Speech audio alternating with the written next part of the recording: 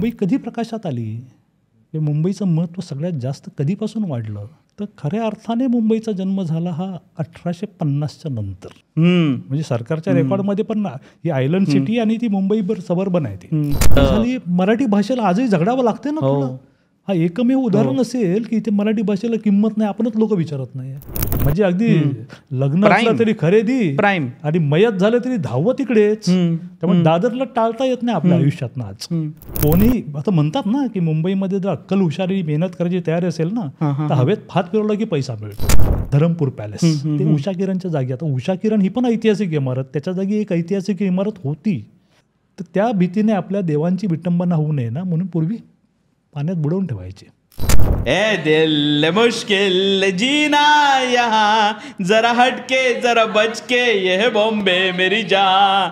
है दिल मुश्किल जीना यहाँ जरा हटके जरा बचके ये बॉम्बे मेरी जान. नमस्कार नमस्कार नमस्कार मित्रांनो, गाजावाजाच्या या नव्या कोऱ्या पॉडकास्टमध्ये तुमच्या सगळ्यांचं मनपूर्वक स्वागत. मुंबई बाकी अख्ख्या जगासाठी हे जरी एक शहर असलं तरी मुंबईत ज्यांचा जन्म झाला, ज्यांची कर्मभूमी आहे, ज्यांची मुंबईसोबत काही ना काही प्रकारे कशा ना कशा प्रकारे एक नाळ जुळली आहे, अशा प्रत्येक व्यक्तींनी मुंबईवर आपल्या आईसारखं प्रेम केलं आहे. तर आपण ज्या वेळेला मुंबईकडे बघतो तर आपल्याला एक ग्लॅमरस मुंबई दिसतं, लाईफस्टाईल एलिट मुंबई दिसतं. पण ह्या मुंबई मागे एक मिस्ट्री आहे, एक हिस्ट्री आहे, काही सिक्रेट्स आहेत, काही रहस्य आहेत. आणि अनेकदा आपण या लिव्हिंग हेरिटेज सिटीमध्ये जगत असताना ह्या मिस्ट्रीजकडे, या हिस्ट्रीकडे ना दुर्लक्ष होतं. आज आपण खूप फॉर्च्युनेट आहोत की अशा ज्या आपल्या मनात असणारे प्रश्न आहेत, अशी जी आपल्या मनात असणारी क्युरॉसिटी आहे, ह्याचं उत्तरं देण्यासाठी आज आपल्यासोबत एक व्यक्ती आहे. पण त्या अगोदर 2 कामं करायची आहेत. जर तुम्हाला या क्युरिओसिटीचे उत्तरं हवी आहेत तर एक, हा एपिसोड पूर्ण बघा सुरुवातीपासून शेवटपर्यंत. आणि दुसरं, गाजावाजाच्या यूट्यूब चॅनलला आता लगेच अभी के अभी लगेच सबस्क्राईब करा. मुंबई शहराचा इतिहास आपल्यापर्यंत पोचवण्यासाठी आज आपल्यासोबत एक असं व्यक्तिमत्व आहे ज्यांचा जन्म मुंबईतल्या लालबाग भागेत झाला आहे आणि मागचे अनेक वर्ष त्यांनी मुंबई शहराचा अभ्यास केला आहे आणि त्या अभ्यासाला आपल्यासारख्या तरुण लोकांपुढे सोप्या पद्धतीने मांडण्याचा प्रयत्न केला आहे. मित्रांनो, आज आपल्यासोबत आहेत मुंबई शहराचे इतिहास अभ्यासक आणि लेखक मिस्टर नितीन साळुंकेजी.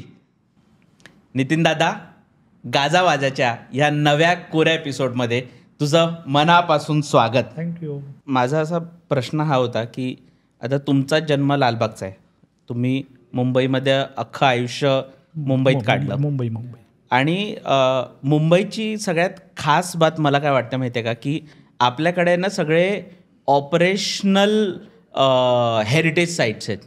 तर मेजॉरिटी जरी बघितलं तर CST स्टेशन बघितलं ना तर एव्हरीथिंग इज ऑपरेशनल, बंद पडून असं शोपीस बनवून नाही ठेवलं आहे. तर असं किती वेळेला होतं की आपण त्या हेरिटेजमधून पास होत असतो, आपण त्याच्या आजूबाजूमधून जात असतो. तर रेग्युलरली अशी कुठली गोष्ट ज्याच्यामधून तुम्ही असे रेग्युलरली पास व्हायचा पण तुमच्या मनात कधी त्याच्याबद्दल तुम्ही असं क्युरिओसिटीने त्याकडे बघितलं नाही, पण ज्या वेळेला तुम्ही त्याच्याबद्दल वाचलं किंवा तुम्हाला त्याचा इतिहास कळाला आणि नेक्स्ट टाईम ज्या वेळेला तुम्ही तिथे गेलात आणि तुम्हाला असं ते वाव फॅक्टर असं ना, अरे इथे आपण रेग्युलरली या ठिकाणावरून जातो येतोय, पण इतिहास कळाल्यावर एक वेगळं फिलिंग असतं त्या जागेशी. तर असं तुमच्यासोबत कधी झालं ना? मी बँकेत नोकरीला होतो.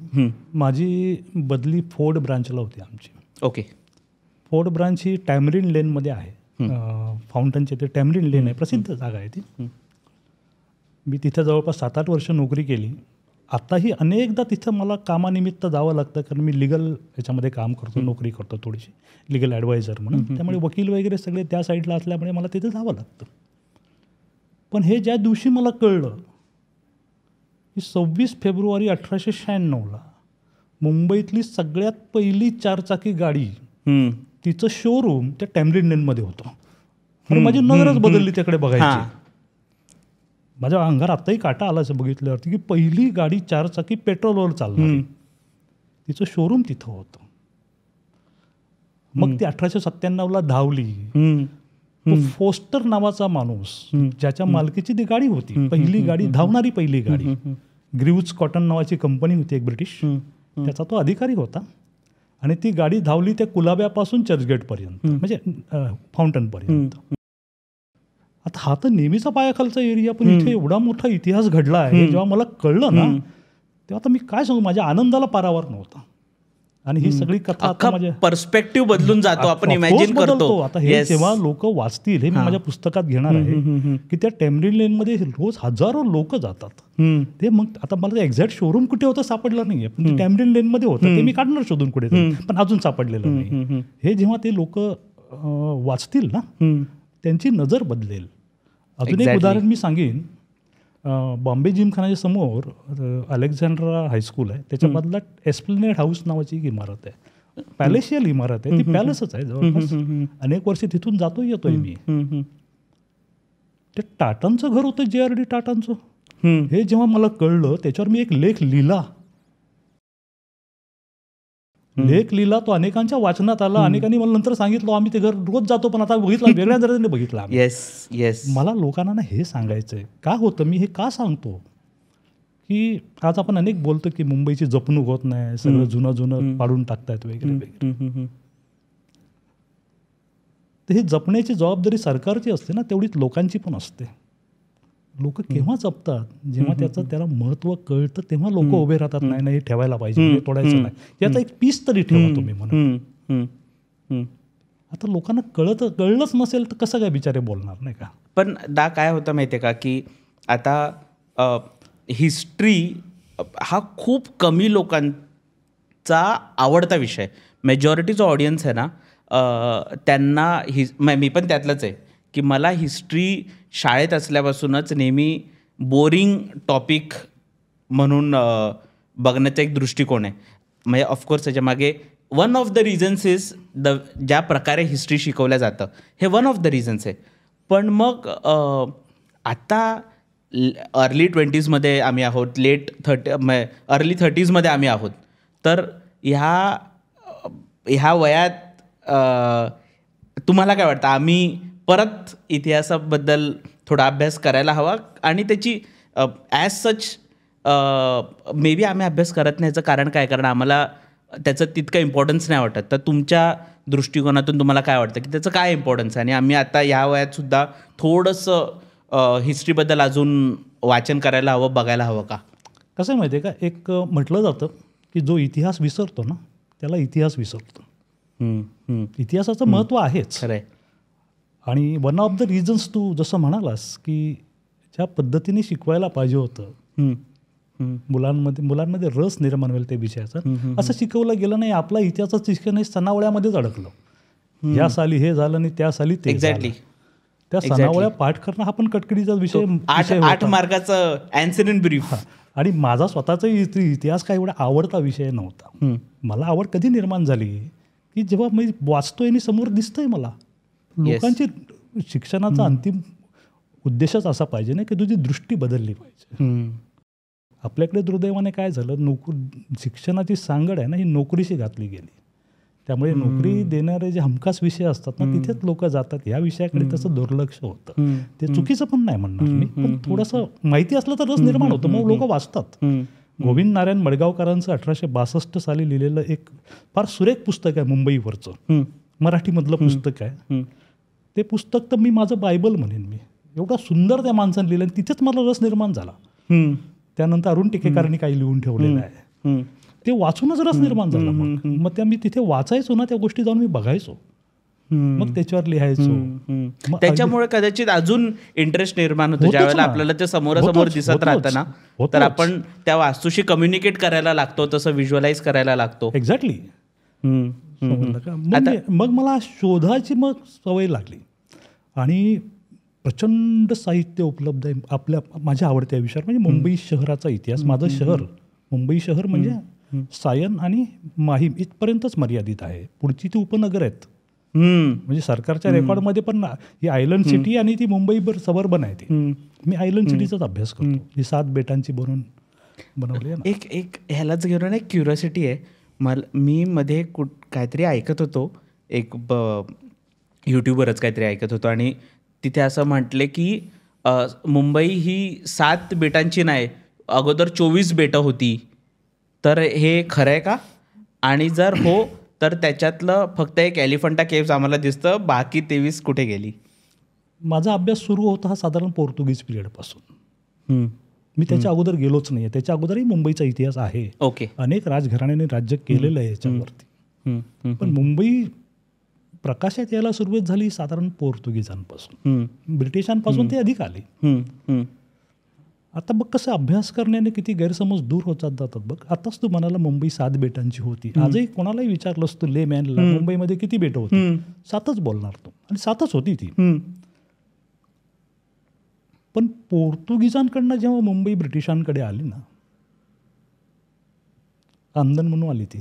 चार्ल्स दुसरा आणि कॅथरीन ब्रॅगांझा यांच्या लग्नामध्ये ती आली. ती 5च बेटं आली. पण हुंड्यात दिलेली मुंबई 5च होती बेट. म्हणजे मुळात पोर्तुगीजांकडे पण 5च होती. कुलावेची 2 बेटं होती ना, ही स्वतंत्र होती, कोळी राज्य होतं ती. नंतर जेरॉल्ड ऑन्जर नावाचा जो पहिला दुसरा गव्हर्नर जो झाला ब्रिटिशांचा मुंबईचा, त्याने ती 2 विकत घेतली आहेत. म्हणजे आपलं इतिहासाचं अज्ञान इथून सुरू होतं की 5 बेटक होती की 7 होती म्हणून. बरं, ही जी 5 होती आपण गृहीत धरू, पहिली आली, 2 नंतर विकत घेतली. 5 मधलं परळ आणि सायन बेट तोपर्यंत मिळालेलो एकमेकाशी, कारण खाडीमधली बुजली. ते 4च होती खरं. आणि मग नंतर जी बरणी घालूनची सगळी बेटं एकत्र केली ना, त्या एकत्र येण्याच मागचं एक कारण त्यांचं भांडण पण आहे. ते आता हे सांगायला गेलो तर बाकीचा विषय बोलता येणार नाही आपल्याला, ह्याच्यावरतीच मी एकटाच बोलेन. म्हणजे खूप इंटरेस्टिंग आहे, आपल्यापर्यंत आलंच नव्हतं कधी. मग आता तुम्ही मगाशी बोलत होतात ना की ब्रिटिशांनी पोर्तुगालांनी मुंबईमध्ये इंटरेस्ट घेतला. जर आपण फक्त असं इन्फ्रास्ट्रक्चर वाईज जर बघायला गेलो ना, तर तिन्ही बाजूनी समुद्र आहे, बेट होते, एवढं मोठं आरेचं जंगल आहे, तिथे मागे तुळशी तलाव आहे. म्हणजे असं बाकी मेट्रो सिटीजसारखं असं लांब लचक फ्लॅट फर्टाईल लँड आहे आणि इथे आपण साम्राज्य उभं करू असं जॉग्राफिकल काहीच नाही आहे. मग वाय मुंबई किंवा ह्या जागेवर, म्हणजे why was this the gateway to India? ब्रिटिशांकडे मुंबई कधी आली? 1665 साली आली साधारणतः. 1668ला ती ईस्ट इंडिया कंपनीकडे आली आणि तिथून मुंबईचा खरा इतिहास सुरू होतो. म्हणजे जी मुंबई हे नाव जे आलं ना प्रकाशात, तिथपासून यायला सुरुवात. ईस्ट इंडिया कंपनीकडे मग व्यापाराचं शहर झालं वगैरे वगैरे. पण एवढं असूनही त्यांचं व्यापाराचं मुख्य केंद्र सुरत होतं ब्रिटिशांचं, ईस्ट इंडिया कंपनीचं. मुंबई नव्हतं. त्याला कारण आहे ना, थोडीशी या बेटांची रचना आहे किंवा मुंबईचं स्थान जे आहे ना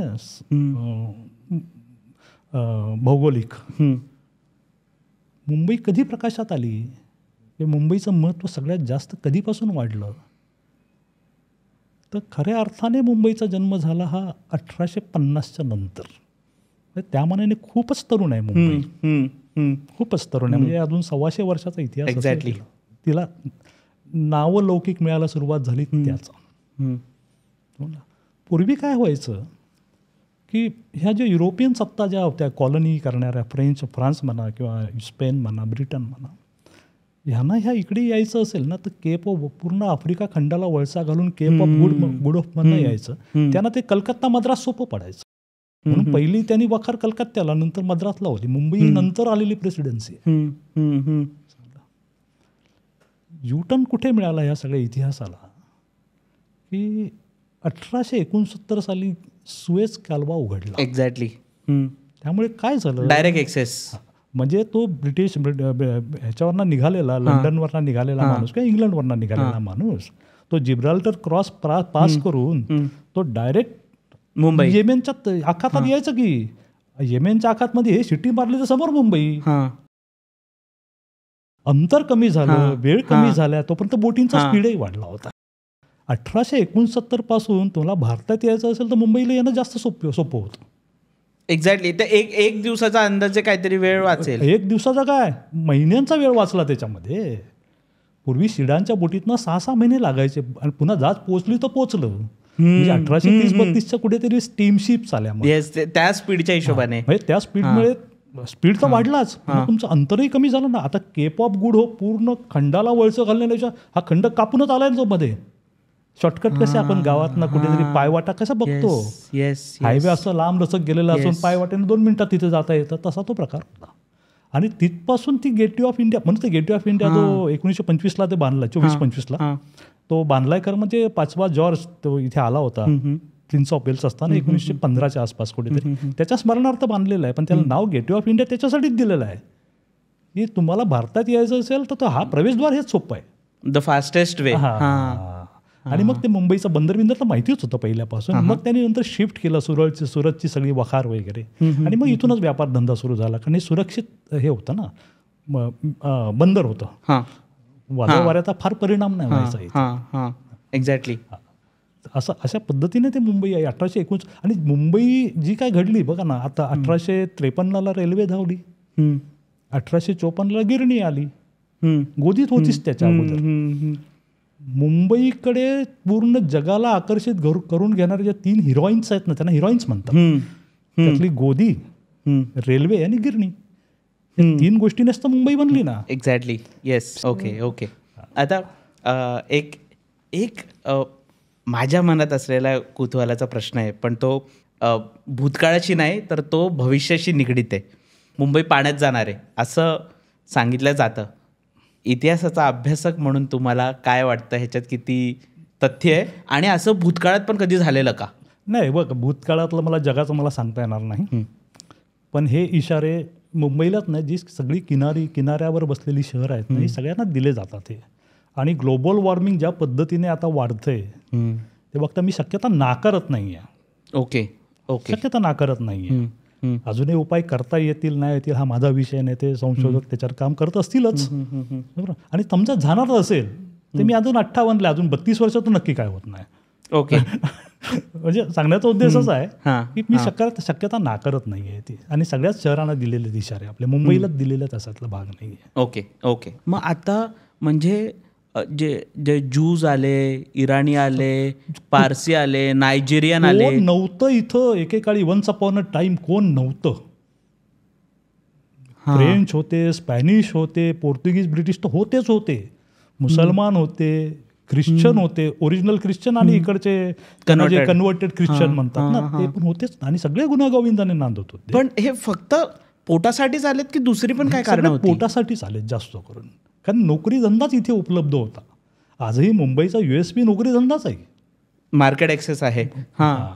कोणीही आता म्हणतात ना की मुंबईमध्ये जर अक्कल हुशारी मेहनत करायची तयारी असेल ना तर हवेत फात फिरवला की पैसा मिळतो. हे वैशिष्ट्य इतर शहरांना नाही आहे देशातल्या. आपल्यापेक्षा कलकत्ता पुढे होतं की. पहिली कॉलनी ब्रिटिश कॉलनी किंवा ब्रिटिशांची वखारी कलकत्त्याला होती, त्यानंतर मद्रासला होती. का सरपास केलं मुंबईने सगळ्यांना? त्याचं कारण हे आहे, इथे फक्त लोकांनी आपल्या पोटावरती लक्ष दिलं. हे करताना दुसऱ्याचं त्या काय धार्मिक जातीय भावना असतील त्या पण जपल्या. मुंबईत आपल्याला अनेक पुतळे बघायला मिळतात. म्हणजे प्रामुख्याने जर बघायला गेलं ना तर क्वीन व्हिक्टोरियाचा पुतळा आहे, किंवा गेटवेला महाराजांचा पुतळा आहे, काला घोडाचा पुतळा आहे. तर ह्या सगळ्या जे प्रामुख्याने ह्या 2-3 पुतळ्यांचा काय इतिहास आहे, कोणी बांधले, कधी बांधले, का बांधले? काय माहिती आहे का, आता सगळीकडेच पुतळे उभारायची चढाओढ आहे, पुन्हा सगळ्यात उंच आणि अनेक गोष्टी आहेत, त्यात जाऊया नको आपण.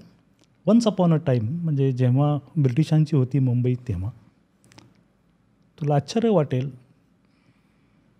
या शहरामध्ये लंडनपेक्षा जास्त पुतळे होते. हां, म्हणजे फक्त फोर्ट एरियातच 19 होते.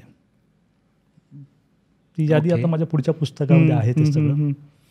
त्यातला सगळ्यात प्रसिद्ध काळा घोडा, जो अजूनही प्रसिद्ध आहे. काळा घोडा गेला, ती जागा अजूनही आहे, ते नावही आहे. 19 पुतळे होते. त्यातही चर्चगेटकडनं हॉर्निमन सर्कलकडे यायचा जो चर्चगेट रोड आहे, आपण त्याला आजचं नाव त्याचं वीर नरिमन रोड आहे, ह्याच्या दोन्ही बाजूनं जवळपास 8 पुतळे तिथलेच होते. त्यातले आता मला वाटतं अजूनही आहेत काही, ते आपल्या भारतीय लोकांचे आहेत, पण 8 होते, 8 ते पुतळे. 2 पुतळे हॉर्निमन सर्कलला होते. तिथे तर लोक नवस बोलायचे. कॉर्नवॉलिसचा आणि वेलस्लीचा पुतळा होता तो. त्या कॉर्नवॉलिसला तर मला खात्रीशीर सांगता येत नाही, पण अजूनही तिथे गटारीच्या दिवशी दारूची बाटलीने फुलं असतात.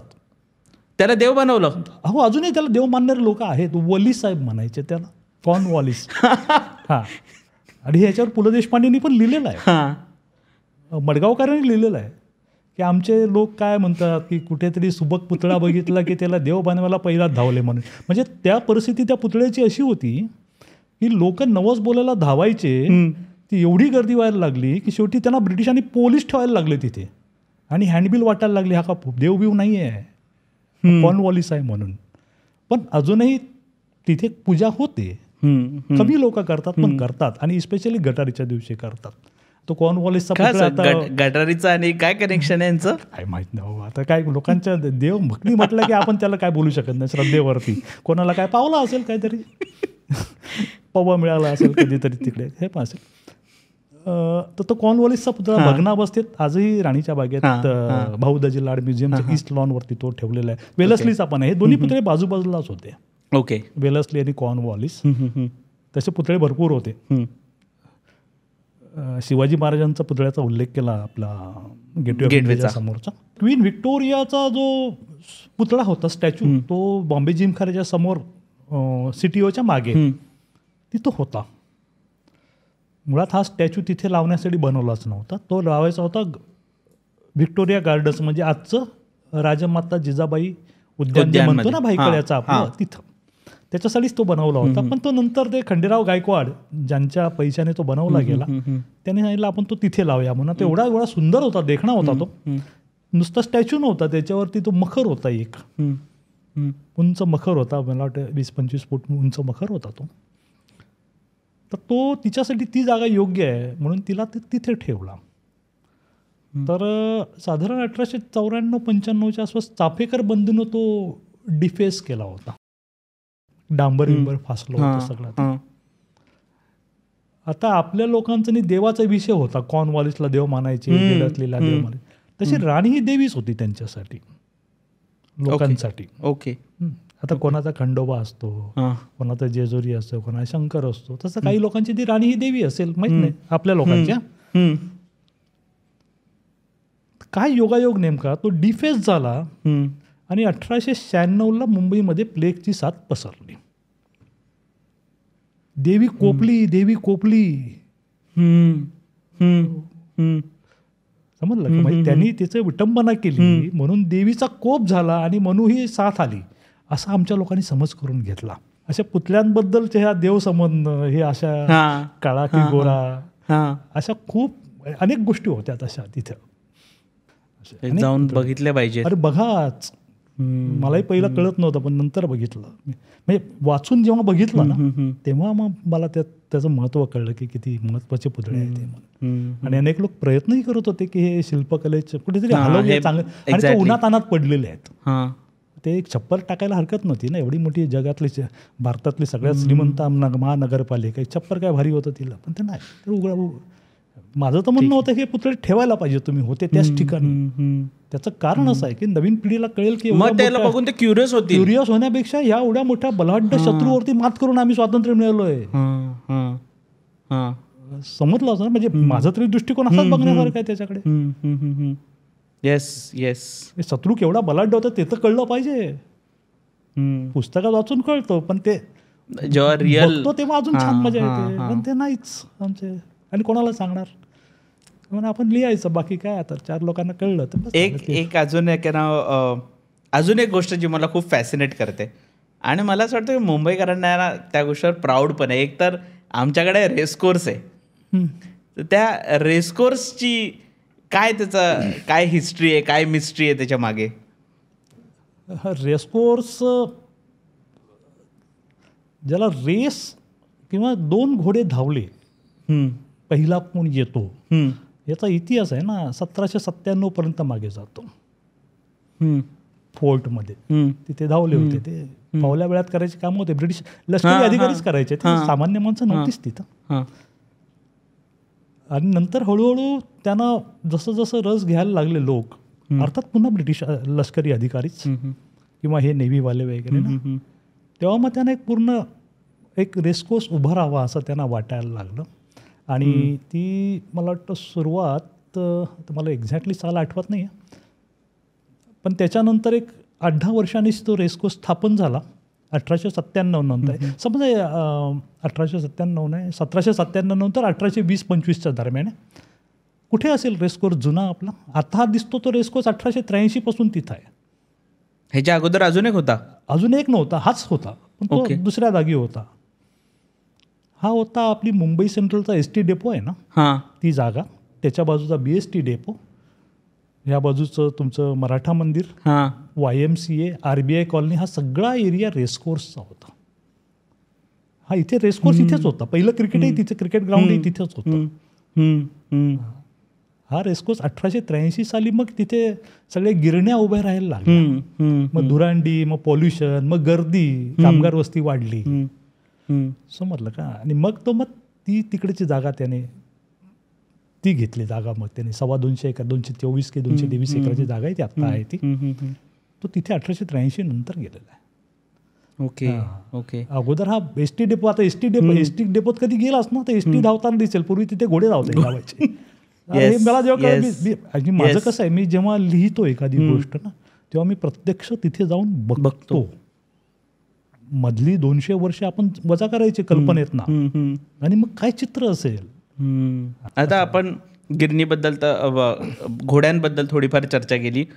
मला गिरणीबद्दल पण क्युरिओसिटी आहे की गिरण्या मुंबईत कशा आल्या, ह्यांच्यासाठी आता एवढ्या गिरण्या आल्या, ह्याच्यासाठी माणसं लागणार काम करायला, ती माणसं कुठून आली आणि का बंद पण झाल्या, तर त्या गिरणीवर थोडंसं जर तुम्ही. बंद झाल्या त्याला अनेक कारणं आहेत. 1982च्या जो दत्ता सामंतांचा शेवटचा संपाचा कॉल दिला तेव्हापासून गिरण्या बंद झाल्या. हळूहळू बंद व्हायला लागले.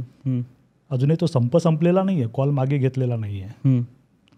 तर त्याला अनेक कारणं आहेत. त्यात राजकीय कारणं आहेत, सामाजिक कारणं आहेत, शैक्षणिक आहेत, आर्थिक आहेत, सगळ्याच गोष्टी आहेत. आपण गिरणी सुरू कधी झाली तिथं एक्झॅक्टली 1854 पहिली गिरणी मुंबईमध्ये, गिरणीची यंत्र धडाडली पहिली. कावसजी नानाबाई दावर हा जो पारशी एक उपद्व्यापी गृहस्थ होता. उपद्व्यापी का म्हणाले त्याला? मी आहे ना कौतुकाने उपद्व्यापीच म्हणतो त्यांना मी. ओके. कारण असं काय वेगळं करायचं म्हटलं की आपल्या मराठी लोकांमध्ये काय उपद्व्याप करतोय असंच म्हणतो नाही का आपण, म्हणून मी उपद्व्यापी म्हणतो चांगल्या अर्थाने.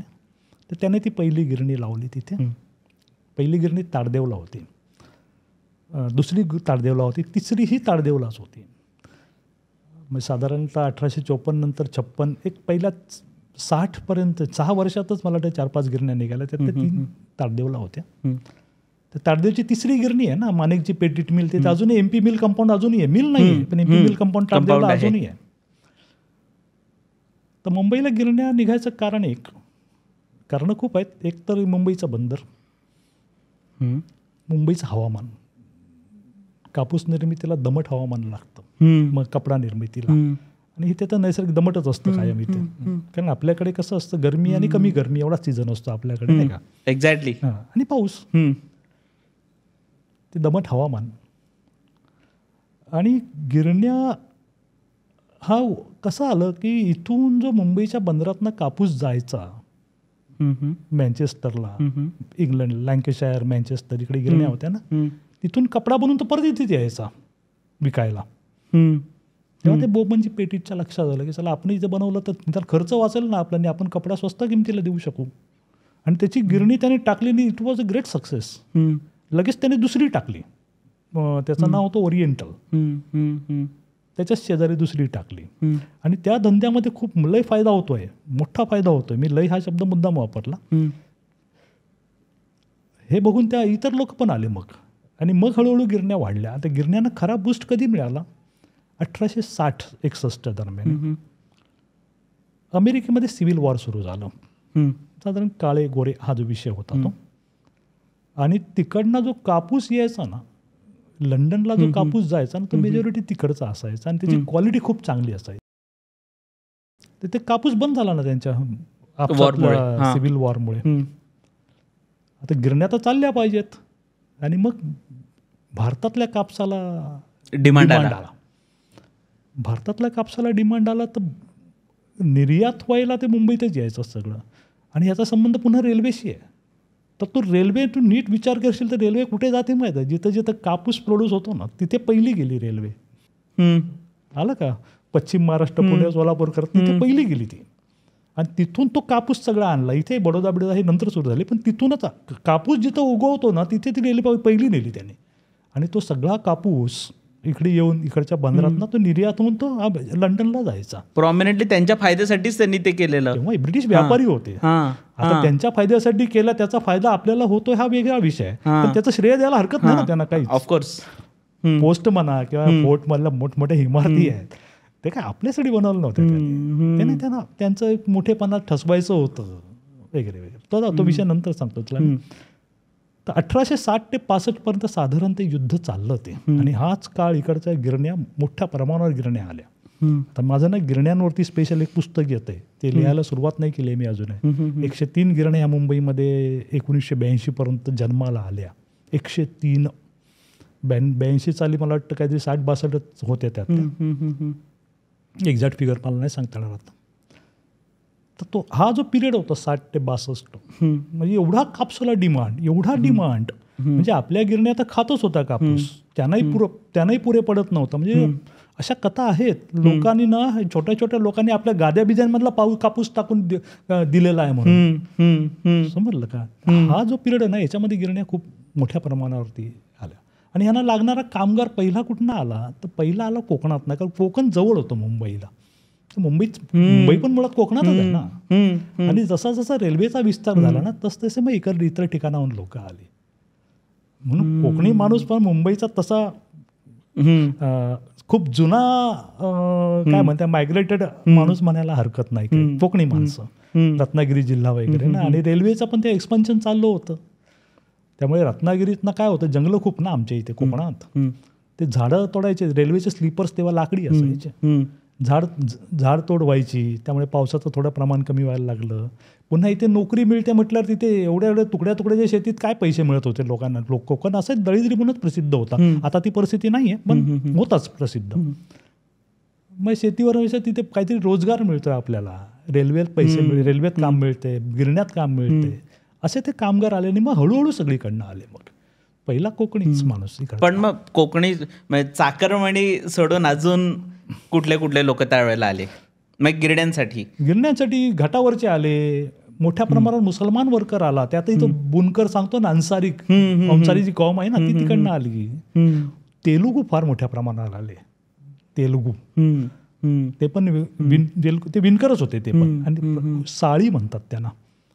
साळी हा एक शब्द आहे. वस्त्र विणणारा जो असतो ना ते खूप मोठ्या प्रमाणावर आले इथे. ते अजून एक मुंबईतलं एक सांगतो तुला मी, जे फार लोकांना माहिती नाही आहे. मुंबईमध्ये एकेकाळी ना राजा लोकांचे 45 पॅलेस होते. राजा किंग्स हे संस्थान होती नाही का आपली. 45. मुंबई म्हणजे मला बॉम्बे कॅसल माहिती आहे. बाकी बॉम्बे कॅसल हा किल्ला होता. राजमहल म्हणतो मी. महल, पॅलेसेस, राजवाडा म्हणू आपण त्याला. 45 होते. त्यातले मला जवळपास 16 मला मिळाले. त्यातले 2-4 आहेत तसेच आहेत अजून, जसे बांधले होते तसेच आहेत. ते आज बघता येतात. त्याचं नाव बदललेलं आहे. हेरिटेज म्हणून की ऑपरेशनल आहेत. नावं बदलली आहेत पण स्ट्रक्चर तेच आहे. अरे मला काय सांगू तुला, माझ्या अंगात असं रोमांच येतो हे सगळं सांगताना रे. मग ते मला ना मधला सगळा विकास नावाचा भस्मासूर नाहीसा होतो. आणि मग मला रस्त्यावर त्यांच्या त्या ब्यूक, फोर्ड, गाड्या लोकांच्या मला धावताना दिसतात सगळ्या. अरे समजलं का? आणि हे मी सांगण्याचा लोकांना प्रयत्न करतो. अरे बघा, जाऊन बघा, तिथे जातात लोक. जर 2-3 असे पॅलेसेस सांगा तिथे गेलं पाहिजे आम्ही. आणि यातले मेजॉरिटी होते नेपियन सी रोड आणि वॉर्डन रोडला. ओके, माहिती आहे location? Nepean Sea Road, Warden Road. Malabar हिलचा पश्चिम पायथा हा नेपियन सी रोड. आणि कंबाला हिलचा पश्चिम पायथा म्हणजे वॉर्डन रोड. आणि नेपियन सी रोडच्या टोकाला सुरुवात केली ना, दक्षिण टोकाला म्हणजे मलबार हिलच्या खाली. तिथे पहिलं किला चंद हाऊस आहे आज. म्हणजे जो किलाचंद नावाचे जे उद्योगपती आहेत ना आपले, त्यांचं किलाचंद हाऊस. ओके, हां हां. तर किलाचंद हाऊस कधीतरी जाऊन बघा तिथं. इट इज अ पॅलेस पटियालाच्या राजाचा. पटियालाचे महाराज भूपिंदर सिंग, त्यांचा तो राजवाडा आहे. अजूनही ती स्ट्रक्चर तसं आहे. किती वर्ष टिकेल माहीत नाही आहे, पण अजून आहे, या क्षणाला आहे. ओके. ज्या प्रकारे रिडेव्हलपमेंट होत आहे आता, वेळ आहे, योग्य वेळ पटकन जाऊन. म्हणून मला हे माहिती आहे, हे आत्तापर्यंतचं, पुढचं नाही मी सांगू शकत नाही. पुढे गेला की वालसिंगम हायस्कूल आहे. वालसिंगम मला वाटतं कच्छच्या राजाचा आहे. आता शाळा आहे तिथं, पण ती स्ट्रक्चर अजून तेच आहे राजवाड्याचं. एखादा मजला वाढवला आहे त्यांनी वरती फक्त, तो पण आयडेंटिकल आहे. उगाच काहीतरी बांधकाम फालतू केलेलं नाही आहे. ओके. अमेरिकन कॉन्स्युलेट होती, माहिती आहे तुला, ब्रिज कँडी हॉस्पिटलच्या शेजारी. अमरसन्स वगैरे दुकानं आहेत ती, अमरसन प्रेम्स, त्याच्या समोरच आहे ते. अमेरिकन कॉन्स्युलेट हा पण एक राजवाडा, वाकानेरच्या राजाचा होता. वाकानेर नावाचं एक संस्थान आहे गुजरातमध्ये, त्याचा तो राजवाडा होता. आता उषा किरण नावाची इमारत ऐकली आहेस तू? तुला माहीत नसेल, मी सांगतो. आमच्या भूगोलाच्या पुस्तकात उषा किरणविषयी माहिती होती. ही आशिया खंडातली सगळ्यात पहिला स्कायस्क्रीपर, म्हणजे गगनचुंबी इमारत, असंच होतं पुस्तकामध्ये आमच्या. पहिली गगनचुंबी इमारत. किती मजल्याची होती ती? मला वाटतं 28 की 29. आणि आसपास. काय कुठल्या ड्युरेशनमध्ये? ही साधारणतः 70-72च्या आसपास. त्यावेळेला 28 मजले म्हणजे आशियातली पहिली सांगतोय गगनचुंबी निवासी इमारत. ती आहे कार्मायकल रोडला, म्हणजे आता त्याचं नाव आहे ML डहाणूकर रोड, म्हणजे पेडर रोडच्या वरची बाजू. त्या इमारतीच्या जागी धरमपूरच्या राजाचा पॅलेस होता, धरमपूर पॅलेस. काढला मी शोधून. हे शोधताना मला डिरेक्टरी मिळाली एक, साधारण आहे 1932ची. हे सगळे महाल त्याच ह्याच्यामध्ये आलेले आहेत. 1920 पासून पुढे साधारण 40 पर्यंत. त्या डिरेक्टरीमध्ये ह्याचा महाल मिळाला मला. ओके. धरमपूर पॅलेस ते उषा किरणच्या जागी. आता उषा किरण ही पण ऐतिहासिक इमारत, त्याच्या जागी एक ऐतिहासिक इमारत होती. तर त्या भीतीने आपल्या देवांची विटंबना होऊ नये ना, म्हणून पूर्वी पाण्यात बुडवून ठेवायचे. आणि हे बुडवून ठेवलं कोणाला माहीत नसायचं, फक्त ह्या इथून पुढे तिथून पुढे तोंडी यायचं सगळं. त्यापैकीच ते एक असावं. समजलं. मुळात मूर्ती स्वप्नात येऊन सांगते बिनते याच्यात माझा विश्वास नाहीये, पण मी थोडंसं ते डिकोड करायचा प्रयत्न केला तर मला ही कथा मिळते. आणि जी प्रभादेवीच्या बाबतीत पण खरी आहे. प्रभादेवीची पण कथा साधारण अशीच आहे, ती विहिरीत सापडली म्हणून. पण त्याची गंमत हीच आहे की त्याने ती लपवून ठेवले, आपलं देव सुरक्षित राहायला पाहिजे. गोव्यातही बऱ्याच ठिकाणी झालेलं आहे पोर्तुगीज पिरियडमध्ये. समजलं. त्यामुळे आख्यायिका ही आहे की रामजी शिवजीच्या स्वप्नात दृष्टांत दिला, मग तिला वरती काढलं, तिची स्थापना केली आणि मग बांधला. ती मूर्ती भंजकांपासून ती सुरक्षित राहाव्या आपल्या देवता, त्यासाठी पाण्यात बुडवून ठेवल्या होत्या. मुंबईचा पहिला राजा बिंबका, तिकडे राजधानी स्थापन करणारा तो पहिला. ओके. त्यांनी माहीमला राजधानी बनवली आपली, बिंबस्थान म्हणत किंवा महिकावती. मला एक प्रश्न असा पडायचा नेहमी हे अभ्यास करताना की ती राजधानी असेल तर याचं घर असेल ना कुठेतरी, राजवाडा असेलच. एक्झॅक्टली. पण आत्ताच्या काळात त्याचा ट्रेस घेताना मला काहीच सापडत नाही, त्याचा उल्लेखही कुठे नव्हता. कारण आपल्या इथे मुळात काय झालं की आपल्याकडे इतिहास लिहून ठेवणं हा पद्धत नाही. जे काय आहे ते पोथी रूपात असतं आपल्याकडे, आणि ते कोड्यात लिहिलेलं, डिकोड करावं लागतं. ब्रिटिश किंवा बाकीचे मुसलमान इमारत पण इव्हन ते बकरी लिहायचे, मुसलमान गॅझेट लिहायचे, आपल्या ब्रिटिश लिहून ठेवलेलं आहे. इव्हन पोर्तुगीजांनी लिहून ठेवलेलं आहे. तसं आपल्याकडे काय नाही. आणि सगळे चमत्काराशी निगडीत असायचं, जसं या देवीच्या मूर्ती मिळाल्या पाहिजे. कुठेतरी मला एक ओझरता उल्लेख सापडला. माहीम मधल्या खेडमध्ये त्याचा महाल होता, तलावाच्या काठी. माहीममध्ये खेड कुठं म्हणून मी माहीमच्या काही माहितगार लोकांना बोललो. त्याला खेड गल्ली आहे. अरे कोडं सुटलं ना. अरे ही खेड गल्ली म्हणजे सिद्धिविनायकचं मंदिर आहे ना, किंवा प्रभादेवीचं मंदिर तिथंच आहे. आणि तो तलाव म्हणजे कुठला, तो आता मेट्रो स्टेशन बांधतायत ना, तिथे त्याचा महाल होता. आता तो एक्झॅक्टली कुठे होता हे सांग ना मला अवघड आहे, पण तिथे होता खेडगल्लीमध्ये, माहीममध्ये, खेडमध्ये. बिंबराजाचा 2 होते त्याचे पॅलेस. एक तुझ्या शिवडीच्या इथे कुठेतरी होता, तो मी अजून शोधू नाही शकलो, पण आयना महल म्हणत त्याला. आयना महल, हा, त्याची एक बातमी आहे माझ्याकडे छोटीशी एका पेपरमध्ये आलेली, की आयना महल किंवा आरसे महल विकायचा आहे किंवा भाड्याने द्यायचा आहे वगैरे. तर तो माझ्या मते तो तिकडे त्याची काहीतरी खुणा मिळतील ह्या शिवडीच्या टेकडीवरती, पण खेडगल्लीतला मिळाला मला, पण तो एक्झॅक्ट लोकेशन नाही सापडत आहे. पण ती जागा त्या परिसरातच, त्या परिसरातच कुठेतरी असेल. आणि माहीम आता जरी प्रभादेवी असलं ना तरी हे बेट माहीमच होतं. दादरची स्टोरी तीच आहे. एवढा अभ्यास करतो मी, एवढा वाचतो, त्यात दादर कुठंच सापडत नाही. दादर हा 1900 नंतर म्हणजे 20व्या शतकातला शोध आहे दादरचा. शोध म्हणजे त्याचा उल्लेख यायला सुरुवात होतो. आणि आज तर दादरशिवाय आपलं भागतच नाही ना, काही असू दे. एक्झॅक्टली. म्हणजे अगदी लग्न असलं तरी खरेदी, प्राईम, आणि मयत झालं तरी धावं तिकडेच. त्यामुळे दादरला टाळता येत नाही आपल्या आयुष्यात आज. हा एवढा महत्वाचा परिसर किंवा भाग इतिहासात कुठेच दिसत नाहीये. तर कसा दिसेल? कारण ते माहीमच होतं पूर्ण. माहीम नंतर डायरेक्ट वरळीच चालू व्हायची. एवढं मोठं माहीम बेट मोठं होतं. माहीम बेट होतं म्हणजे परळ सगळ्यात मोठं, त्याच्या खालोखाल मुंबई, माहीम 3 नंबरला, वरळी सगळ्यात छोटंसं.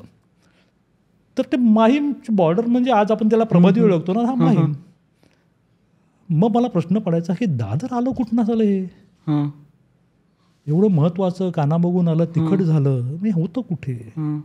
पण नंतर एक लक्षात आलं की हा जो राजा बिंब होता, त्याला भीम पण म्हणतात, काहीतरी भीमराजाही म्हणतात, तो आला ह्या इकडनं, पालघर बिलघर तर परिसर नाही, डहाणू पालघर आला, गुजरात येत ना, पण त्या मार्गाने आला.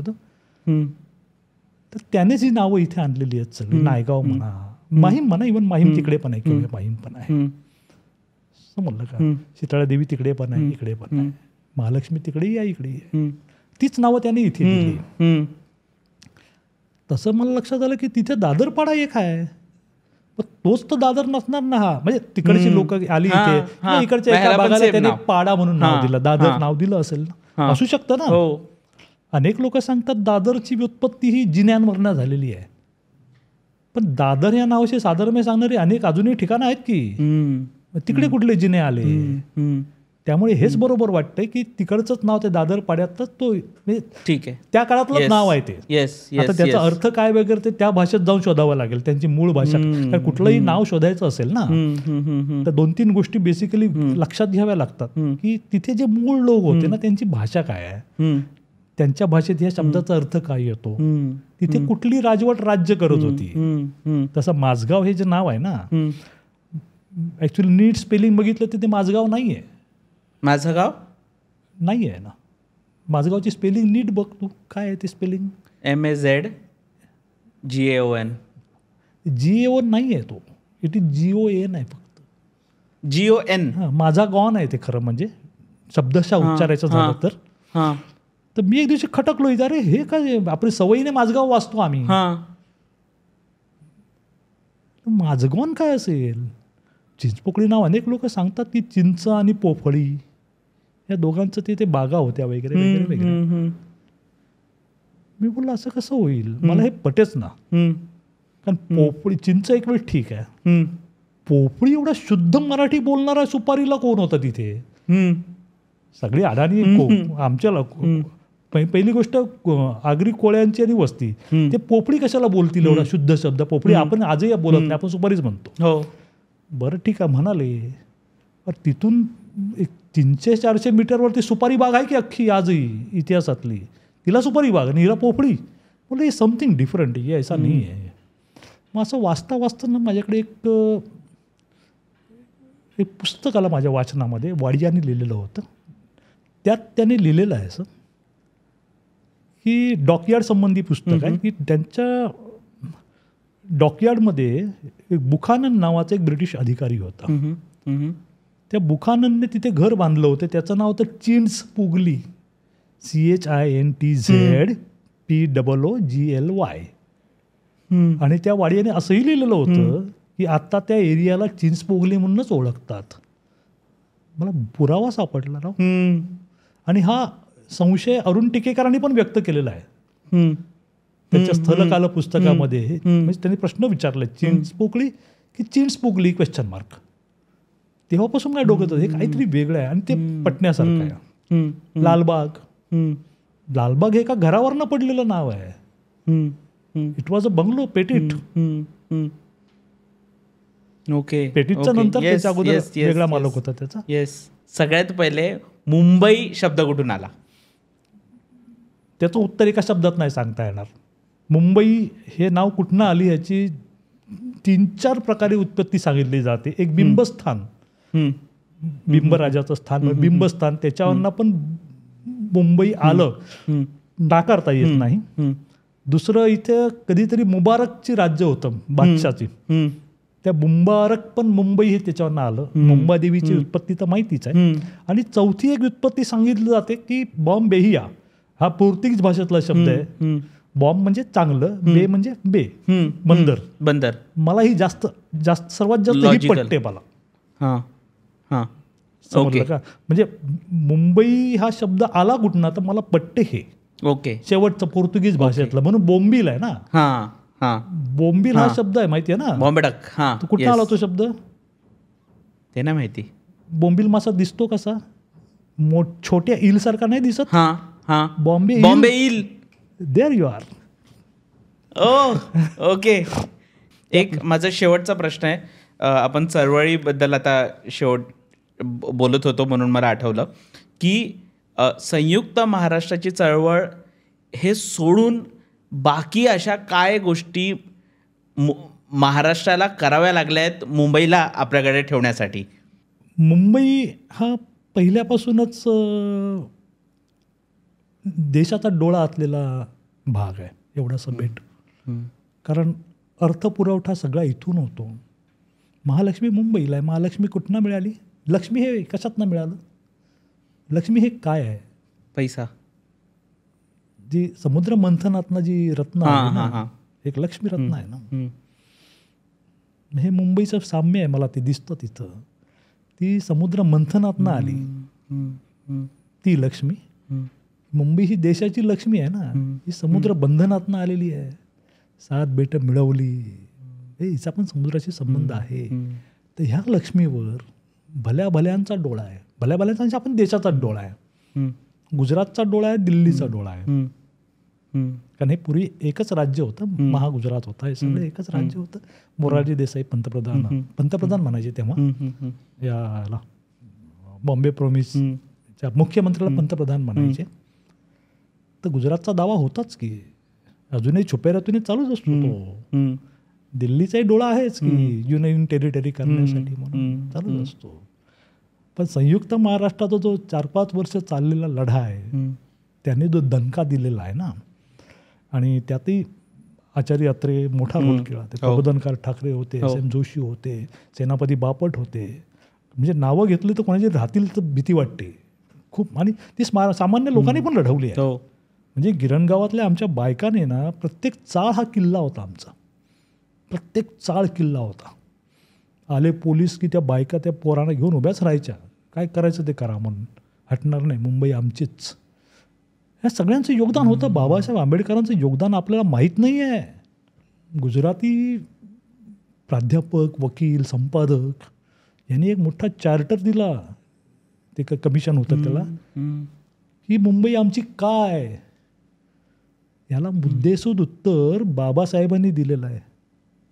बाबासाहेबांनी. आणि त्याच्यावर त्यांची बोलती बंद झाली होती आणि मग मुंबई द्यावी लागली. नंतर तो इतिहास आहे. त्यामुळे काय आवाक करणाऱ्या गोष्टी आहेत. नाही, मुकेश माचकर म्हणजे मार्मिकने त्याची 4 भागाची मालिका आहे. त्याच्यात बाबासाहेब आंबेडकरांविषयी माहितीच नाही ही गोष्ट कोणाला आहे. घटना लिहिली सगळ्यांना माहिती आहे, पण मुंबईसाठी त्यांनी जो वकिली बाणा लढवला ना, नाही माहिती कोणाला आहे. तो मार्मिकने छापला होता आत्ता 2-1 वर्षापूर्वी असेल फार तर. मुग्धा धनंजयने तिचा अनुवाद केला होता, इंग्लिशमध्ये आहे ते. माझ्याकडे पुस्तक आहे ते. बाबासाहेबांचे 10 खंड आहेत ना, त्यात ते आहे सगळं डिटेलमध्ये आहे. म्हणजे दादा तुम्ही इतिहास सांगत नाही आहात, तुम्ही आमचे डोळे खोलतायत. असं मराठी भाषेला आजही झगडावं लागते ना तुला. हा एकमेव उदाहरण असेल की इथे मराठी भाषेला किंमत नाही, आपणच लोक विचारत नाही. म्हणजे मला तर आजच्या मी बँकेत असायचं, रिझर्व्ह बँकेची पत्र यायची आम्हाला, ऑफकोर्स इंग्लिशमध्येच यायची, पण खाली एक वाक्य असायची, आप अपनी मातृभाषा में व्यवहार करो करके. अरे बोलो हा काय कॉन्ट्रडिक्शन आहे, तुम्हीच करा ना, महाराष्ट्रात ना तुम्ही. आज महाराष्ट्र शासनाची बहुतेक सर्क्युलर इंग्लिशमध्ये येतात, महानगरपालिका इंग्लिशमध्ये कम्युनिकेट करतं, सगळीच नव्हे महत्वाची. आता कधी कधी मला संशय येतो ही इंग्लिशमध्ये अशासाठी, एक तर कळू नये कोणाला काय, म्हणजे त्यांची मराठी कळत नाही हा नंतरचा विषय आहे, शासकीय मराठी नाही कळत सामान्य माणसाला, आणि मग एजंट येतात, मग हे मी समजावून सांगतो, मी करून देतो. हा उद्देश आहे की काय असं मला कधी कधी वाटतं. हे गंमत म्हणून सांगतो, शासकीय मराठी हा त्याच्या इंग्लिश बरा आहे, पण वकिली इंग्लिश सारखं आहे ते. अरे काय समायोजन नसती, तर हे मला सवयीने माहिती झाले, त्यामुळे अनेक शब्द आहेत असे बाबा, ते नसलेली वरी, मग असं आहे. गमतीचा भाग आहे. दादा, अजून येणाऱ्या काळात तुम्ही काय काय विषयांवर लिहिणार आहात? येणाऱ्या काळामध्ये तसं खूप काही लिहिण्यासारखं आहे, पण उपलब्ध वेळ, उपलब्ध साधन सामग्री याचा विचार करता कुठेतरी थांबायला पाहिजे. म्हणून मी माझं आता दुसरं पुस्तक लगेचच येईल, अज्ञात मुंबई, त्याचा भाग दुसरा, म्हणजे अज्ञात मुंबई 2 या नावाचं. आणि अजून एक तिसरं पुस्तक, हे 3 पुस्तकांचा तर मी संकल्प सोडलेला आहे. तिसरं पुस्तक केवळ गिरण्यानं वाहिलेलं असेल, की गिरणगाव पण हे नाव आता हळूहळू लोकांच्या स्मृतीतनं जात चाललंय, गिरण्या तर गेल्याच आहेत, पण ह्या गिरण्यांनी फार मोठा इतिहास या मुंबई शहरात घडवलेला आहे. गिरण्या सगळीकडे होत्या, पण मुंबईच्या गिरण्यांना खूप वेगळी ओळख होती, म्हणून ते गिरणगाव प्रसिद्ध आहे. तर ज्या गिरण्यांमुळे हे गिरणगाव अस्तित्वात आलं, त्या गिरण्यांचा एक ठिकाणी असं कोश म्हणता येईल असं कुठेही नाही आहे. म्हणजे 1854ची पहिली कावतजी दावरांची गिरण असू दे, किंवा 1982 पूर्वी जी कोण अस्तित्वात आली असेल ती शेवटची गिरण असू दे, यांचं एकत्रित माहिती देणारं असं कुठे डॉक्युमेंट माझ्या नजरेत तरी आलेलं नाही आहे. एक साधारणतः मी आढावा घेतला तर 103 गिरण्या 1854 ते 1982 103 गिरण्या या मुंबईमध्ये अस्तित्वात आल्या होत्या. काही केवळ कागदावर आल्या, काही आल्या आणि जन्मताच निर्वतल्या, म्हणजे मरण पावल्या, काही काळ चालल्या आणि काही शेवटपर्यंत टिकल्या. अशा 103 गिरण्या मला सापडतात. तर त्या सगळ्यांची एकत्रित माहिती, म्हणजे जसं की मिलचं नाव काय होतं, त्याचा मालक कोण होता, त्याची सुरुवातीची साचे किती होते, किती कामगार काम करत होते, आणि तसंच शेवटी त्याची परिस्थिती काय होती, मालक कोण बदलला होता, बदलून पण नावं किती, काही लोकांची, काही गिरण्यांची वेगळी झालेली आहेत. समजलं का? तर त्यांची पूर्ण स्टोरी. क्या बात आहे, क्या बात आहे. म्हणजे आता एक उदाहरण सांगतो की टाटांनी गिरणी धंद्यात पाय ठेवला नागपूरचं. मुंबईत जी पहिली गिरणी सुरू केली ना, ती केली काळाचौकीला. काळाचौकी म्हणण्यापेक्षा दत्ताराम लाड मार्ग तिथे घोडपदेवला म्हणून आपण.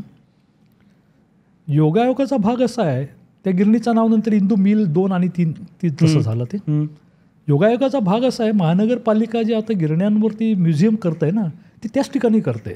आता महानगरपालिकेला टाटांचा इतिहास माहीत असायचं काही कारण नाही, किंवा असेल हे माहीत नाही मला, पण तो योगायोग तोच आहे की टाटा हे नाव आज आपलं भारताचं उद्योगधंद्याचं प्रतीक म्हणून बघितलं जातं. उद्योगपती खूप आहेत, बिझनेसमॅन खूप आहेत, पण टाटा हे अगदी ट्रस्टेड सुरुवातीपासूनचे समजले जातात. म्हणून मी टाटांच्या गिरणीचं सांगितलं.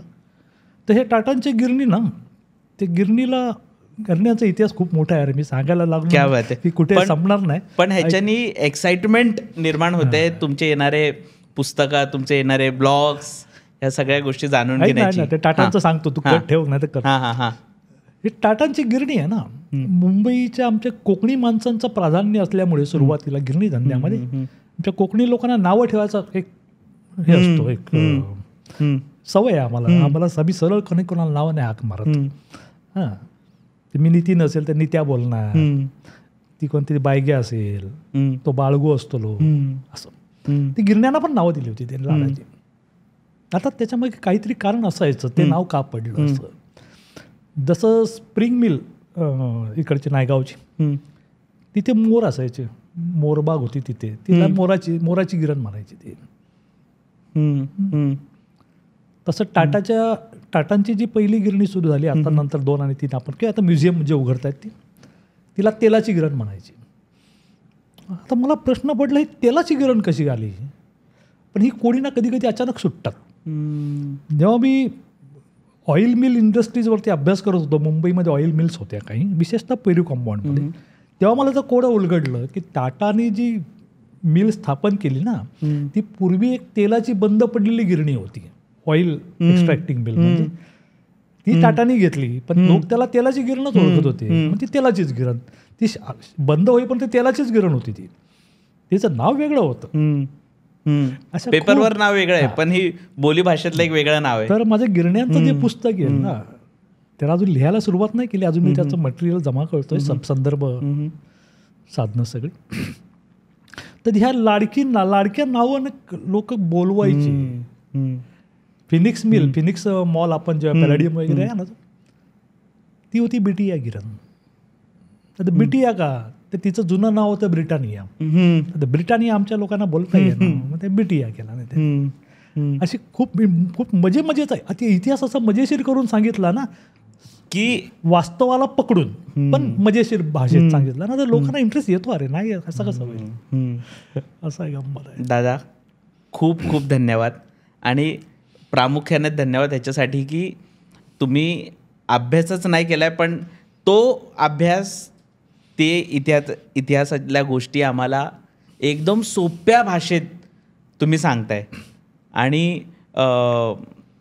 शेवटी तर तुमचा कसा अनुभव होता गाजावाजासोबत, माझ्यासारख्या कोऱ्या पाटीशी बोलताना कसं वाटलं तुम्हाला, तुमचा जो काय अनुभव होता आमच्या मास्टर कॅमेरामध्ये तुम्ही बघून सांगू शकता. नाही, अनुभव खूपच छान म्हणणार नाही मी. मला मुंबई विषयी कोणी विचारलं ना, मग त्यात समोरचा ज्ञानी आहे, अज्ञानी आहे, ठार अडाणी आहे, मला काही फरक पडत नाही.